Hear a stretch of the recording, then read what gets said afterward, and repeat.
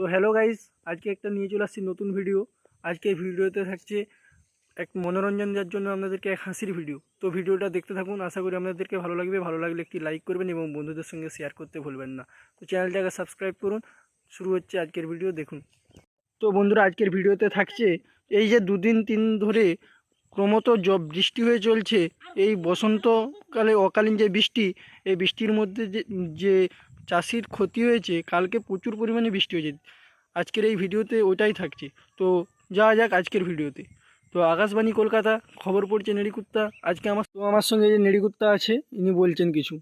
নেড়িকুত্তার খবর দেখো, আলুগুলা কেমন পচে গেছে, গোটায় দেখো কাদা হয়ে গেছে এই বৃষ্টিতে। আমরা আজকে একটা চাষি ভাইয়ের কাছে যাচ্ছি, সে কি বলে আমরা দেখছি। চাষি ভাই বলো, তুমি ক বিঘা আলু লাগিয়েছিল? 5 বিঘার মতো লাগিয়েছিল ভাই। বন্ধ কর না। 5 বিঘা লাগিয়েছিল ভাই, খুব সব নষ্ট হয়ে গেল ভাই। কি আর করবো বলুন? তাহলে আলু বলবো 1400 টাকা কুইন্টাল ভাই। আলু সব নষ্ট হয়ে গেল, সব ধনিয়া গাছে গলায় ধরুন।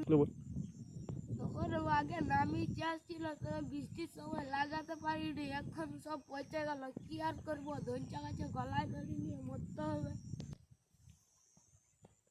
যা যাক আর আর এক চাষির ভাইয়ের কাছে।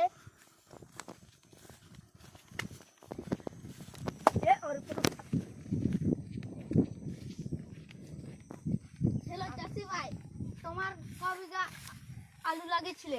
5 বিঘা আলু লাগিয়েছিল।